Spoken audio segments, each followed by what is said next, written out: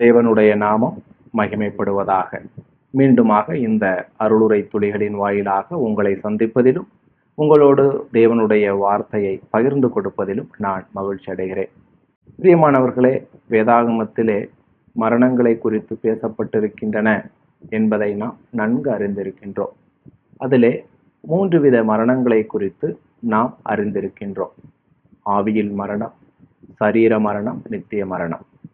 ஆனால் இவைகள் அல்லாமல் இன்னும் பல மரணங்களை குறித்து நம்முடைய வேத புத்தகம் பேசியிருக்கிறது. ஆக மொத்தம் வேதாகமத்திலே மொத்தமாக 7 வித மரணங்களை குறித்து பேசப்பட்டிருக்கின்றன. அப்படியாக 5வது மரணம். இந்த 5வது மரணம் எதுவெனில், அதை குறித்து வெளிப்படுத்தல் விசேஷம் 20வது அதிகாரம் அதன் 11 முதல் 14 வரையிலுமான வசனங்களிலே நாம் வாசிக்கின்றோம். அதை நீங்கள் வாசித்துக் கொள்ளுங்கள். நான் 14வது வசனத்தை மட்டும் வாசிக்கின்றேன். அப்பொழுது மரணமும் பாதாளமும் அக்கினி கடலிலே தள்ளப்பட்டன. இது 2ஆம் மரணம். 5வதான வேதம் சொல்லுகின்ற மரணம் 2ஆம் மரணம். இதை இன்னொரு விதத்தில் நித்திய மரணம் என்று சொல்லலாம். அதாவது இயேசு கிறிஸ்துவை சொந்த இரட்சகராக ஏற்றுக்கொள்ளாத பாவி நிரந்தரமாக முற்றிலுமாக தேவனிடத்திலிருந்து நித்தியமாக பிரிக்கப்பட்ட நிலைதான், மரணம்தான் இந்த 2ஆம் மரணம் அல்லது நித்திய மரணம் எனப்படுகிறது. இதை குறித்து ரோமர் 6:23 கூட நாம் வாசிக்கின்றோம். பாவத்தின் சம்பளம் மரணம். அந்த மரணம் என்கிற பதம் இந்த 2ஆம் மரணத்தை, அதாவது ஒரு பாவி நரகத்தில் பங்கடைகின்ற இந்த 2ஆம் மரணத்தை, நித்திய மரணத்தை குறித்து தான் பேசுகின்ற பதமாக அது காணப்படுகிறது. ஆகவே வேதத்தில் சொல்லப்படுகின்ற 5வதான மரணம் இந்த 2ஆம் மரணம் அல்லது நித்திய மரணம் ஆகும். அடுத்ததாக வேதாகமத்தில் சொல்லப்பட்டிருக்கின்ற 6வதான மரணம் எதுவெனில், அதை குறித்து ரோமர் நிருபம் 6வது அதிகாரம் அதன் 1 முதல் 14 வரையிலான வசனங்களிலே நாம் வாசிக்கின்றோம். ஒரு வசனத்தை மட்டும் நான் உங்களுக்கு வாசிக்கின்றேன். 2வது வசனம், பாவத்துக்கு மரித்த நாம் இனி அதிலே எப்படி பிழைப்போம்? இது பொசிஷனல் டெத் என்று சொல்லப்படுகிறது. அதாவது நிலை மரணம் என்று சொல்லலாம். அதாவது இயேசு கிறிஸ்துவை ஏற்றுக்கொண்ட ஒவ்வொரு விசுவாசியும் தங்களுடைய நிலையின்படி, கிறிஸ்துவுக்குள் தங்களுடைய நிலையின்படி அவர்கள் மரித்தவர்களாக இருக்கிறார்கள். நாம் மரித்தவர்களாக இருக்கின்றோம். இது கிறிஸ்துவுக்குள் நம்முடைய நிலையாக இருக்கிறது. அவர் மேல் வைத்த விசுவாசத்தினாலே நமக்கு கிடைத்த ஒரு நிலையாக இருக்கிறது. அதாவது கிறிஸ்துவில் மரித்திருக்கிறோம். இது வேதாகமத்தில் சொல்லப்பட்டிருக்கின்ற 6வதான மரணமாக காணப்படுகிறது. இதை குறித்து கொலோசையர் 2வது அதிகாரம் 12வது வசனத்தின் முற்பகுதியிலும் கூட நாம் வாசிக்கின்றோம். கொலோசையர் 2:12 முற்பகுதி, ஞானஸ்நானத்தினாலே அவரோடே கூட அடக்கம் பண்ணப்பட்டவர்களாகவும், அடக்கம் பண்ணப்படுதல் என்று சொன்னால் நாம் மரித்து விட்டோம் என்று அர்த்தமாக இருக்கிறது.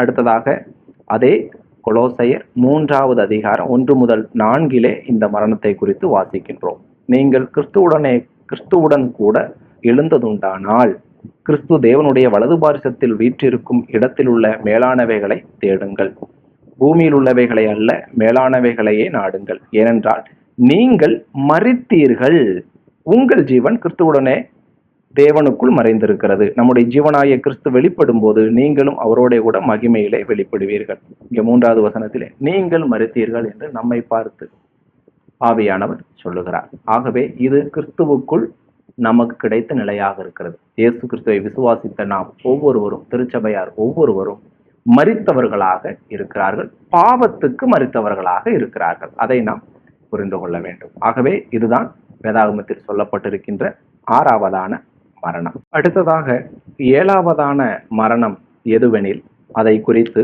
ரோமர் நிருபம் 8வது அதிகாரம் அதில் 6 முதல் 9 வரையிலான வசனங்களிலே நாம் வாசிக்கின்றோம். மாம்ச சிந்தை மரணம், ஆவியின் சிந்தையோ ஜீவனும் சமாதானமுமா.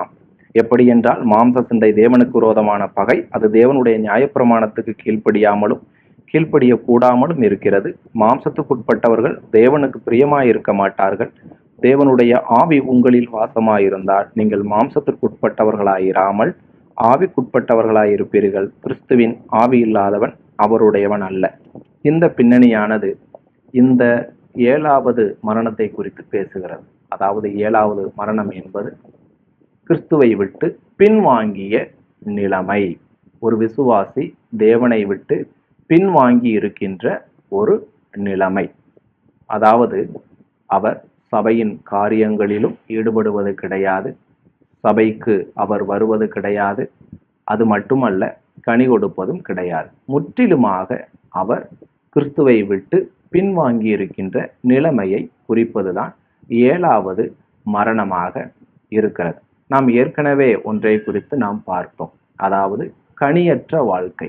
அதற்கும் இதற்கும் என்ன வித்தியாசம் என்று பார்க்கும் பொழுது, அவர்கள் சபைக்கு வருகிறார்கள், சபையின் ஆசாரங்களை கடைபிடிக்கிறார்கள், உண்மைதான். ஆனால் கனி கொடுப்பதில்லை, வசனத்துக்கு ஒப்புவிப்பதில்லை. ஆனால் இதுவோ, இந்த மரணமோ முற்றிலுமாக சபையினுடைய ஆசாரங்களிலும் ஈடுபடாத பின்மாற்ற நிலைமையை குறிக்கின்ற ஒன்றாக இருக்கிறது. இதுதான் வேதாகமத்திலே சொல்லப்பட்டிருக்கின்ற 7வதான மரணமாக காணப்படுகிறது. இதை குறித்து எபேசியர் 5:14 நாம் வாசிக்கின்றோம். எபேசியர் 5:14. ஆதலால் தூங்குகிற நீ விழித்து மரித்தோரை விட்டு எழுந்திரு, அப்பொழுது கிறிஸ்து உன்னை பிரகாசிப்பார் என்று சொல்லியிருக்கிறார். அடுத்து இந்த மரணத்தை குறித்து யாக்கோபு 1வது அதிகாரம் 15வது வசனத்திலே நாம் வாசிக்கின்றோம். யாக்கோபு 1:15. பின்பு இச்சையானது கர்ப்பந்தரித்து பாவத்தை பிறப்பிக்கும், பாவம் பூரணமாகும் போது மரணத்தை பிறப்பிக்கும். இந்த இடத்தில் வருகிற மரணம் இந்த 7வது மரணம் தான். இது முற்றிலுமாக கிறிஸ்துவை விட்டு ஒரு விசுவாசி பின்னடைவில் இருக்கின்ற, பின்மாற்றத்தில் இருக்கின்ற ஒரு காரியத்தை குறிப்பிடுகிறதாக காணப்படுகிறது. ஆகவே பிரியமானவர்களே, இவைகள்தான் வேதாகமத்தில் சொல்லப்பட்டிருக்கின்ற 7 வித மரணங்களாக காணப்படுகின்றன. இந்த மரணங்களை நான் ஆங்கிலத்திலே உங்களுக்கு சொல்லுகிறேன். முதலாவதான மரணம் ரீப்ரொடக்டிவ் டெத், 2வதான மரணம் ப்ரொடக்டிவ் டெத், 3வதான மரணம் பிசிக்கல் டெத், 4வதான மரணம் ஸ்பிரிச்சுவல் டெத், 5வதான மரணம் செகண்ட் டெத் அல்லது இட்டர்னல் டெத், 6வதான மரணம் பொசிஷனல் டெத், 7வதான இறுதியான மரணம் டெம்போரல் டெத். இவைகள்தான் வேதாகமத்திலே சொல்லப்பட்டிருக்கின்ற 7 வித மரணங்கள். சரி, இப்பொழுது நம்முடைய வாழ்க்கைக்கு இவற்றிலிருந்து என்ன எடுத்துக்கொள்ள முடியும் என்று பார்க்கும் பொழுது, முதலாவது மரணத்தை குறித்து நாம் கவலைப்பட வேண்டிய அவசியம் இல்லை. 2வது மரணத்தை குறித்து நாம் கவலைப்பட வேண்டுமா என்று கேட்டால் கண்டிப்பாக கவலைப்பட வேண்டும். ஏனென்றால் அது ஒரு விசுவாசியை குறித்ததாக இருக்கிறது. கனியற்ற வாழ்க்கை. கிறிஸ்தவர்களாகிய நாம் கனி கொடுக்கிறவர்களாக காணப்பட வேண்டும். யாக்கோபு 2:26 வாசித்தோம். ஆவி இல்லாத சரீரம் செத்ததாய் இருக்கிறது போல செயல்கள் இல்லாத விசுவாசம் செத்தது. ரட்சிக்கப்படுவதற்கு கிரியைகள், கனிகள் தேவையில்லை. ஆனால் ரட்சிக்கப்பட்ட பிறகு நமக்கு கனிகள், செயல்கள் அவசியமாக இருக்கிறது. ஆகவே நம்முடைய வாழ்க்கையை கவனித்து பார்த்து கனி கொடுக்கிறவர்களாக இருப்போம். சபைக்கு செல்வது, சடங்காச்சாரங்களில் பங்கு கொள்வது முக்கியமல்ல. கனி கொடுக்கிறவர்களாக தேவனுக்கு பிரயோஜனமாக இருக்கிறோமா என்பதை நாம் சிந்தித்து பார்க்க வேண்டும். 3வது மரணத்தை குறித்து நாம் கவலைப்பட வேண்டிய அவசியம் இல்லை. அது எல்லாருக்கும் சம்பவிக்கும். சரீர மரணம். ஒருவேளை கிறிஸ்து நாம் உயிரோடு இருக்கும் பொழுது வருவாரானால் நாம் சரீர மரணத்தை காண மாட்டோம். ஆகவே இதை குறித்தும் நாம் கவலைப்பட வேண்டிய அவசியம் இல்லை. 4வதான மரணம் ஸ்பிரிச்சுவல் டெத், ஆவியில் மரணம். இதை குறித்து ரட்சிக்கப்பட்ட நாம் கவலைப்பட தேவையில்லை. ஆனால் ரட்சிக்கப்படாதவர்கள் யாராவது இதை கேட்டுக்கொண்டிருப்பீர்கள் என்று சொன்னால் கண்டிப்பாக நீங்கள் கவலைப்பட வேண்டும். நீங்கள் இயேசு கிறிஸ்துவை சொந்த இரட்சகராக ஏற்றுக்கொள்ள வேண்டும். ஏற்றுக்கொள்ளும் பொழுது உங்களுடைய ஆவி உயிர்ப்பிக்கப்படும். தேவனோடு ஏதேன் தோட்டத்தில் இழந்து போன உங்களுடைய ஐக்கியத்தை மறுபடியுமாக நீங்கள் புதுப்பித்துக் கொள்ள முடியும். மட்டுமல்ல, தேவன் உங்களுக்கு அப்பாவாக மாறுவார், நீங்கள் அவருக்கு பிள்ளைகளாக மாறுவீர்கள். ஆகவே இந்த ஆவிக்குரிய மரணத்தை குறித்து நீங்கள் கவனம் எடுப்பீர்கள் என்று சொன்னால் புது உறவும் புது ஐக்கியமும் உங்களுக்கு கிடைக்கும். அடுத்ததாக 5வது மரணம், 2வது மரணம் அல்லது நித்திய மரணம். இதை குறித்தும் விசுவாசிகளான நாம் கவலைப்பட வேண்டிய அவசியமில்லை. ரட்சிக்கப்பட்ட ஒருவர் கூட நரகத்திற்கு போக மாட்டார்கள். ரட்சிப்பு இழக்கக்கூடியது இல்லை இல்லை இல்லை. ஆகவே இதை குறித்து நாம் கவலைப்பட வேண்டிய அவசியமில்லை.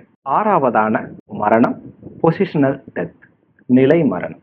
இதை குறித்தும் நாம் கவலைப்பட வேண்டிய அவசியமில்லை. ஆனால் ஒன்றை மட்டும் நம்முடைய நினைவில் நிறுத்திக் கொள்ள வேண்டும். கிறிஸ்துவை விசுவாசித்த தேவனுடைய பிள்ளைகளான நாம் அனைவரும் கிறிஸ்துவுக்குள் பாவத்திற்கு மரித்தவர்களாக காணப்படுகிறோம். இது கிறிஸ்துவுக்குள் நம்முடைய நிலையாக இருக்கிறது. இந்த நிலைக்கு ஏற்றார் போல நம்முடைய நடைமுறை வாழ்க்கையும் இருக்க வேண்டும். நாம் பாவத்தை விட்டு விலகி வாழ்கிறவர்களாக, பரிசுத்தமாய் நடக்கிறவர்களாக காணப்பட வேண்டும். ஆகவே இதை குறித்தும் நாம் கவனம் செலுத்துவோம். இறுதியாக 7வதான மரணமானது டெம்பரல் டெத். இதை குறித்து நாம் கண்டிப்பாக கவனம் செலுத்தியாக வேண்டும். ஏனெனில் இந்த மரணமானது ஒரு ரட்சிக்கப்பட்டிருக்கின்ற விசுவாசி தன்னுடைய பாவ வாழ்க்கை நிமித்தம் தேவனுடைய ஐக்கியத்திலிருந்து பிரிந்து சென்று வாழ்ந்து கொண்டிருக்கின்ற நிலைமையை குறிக்கிறதாக காணப்படுகிறது.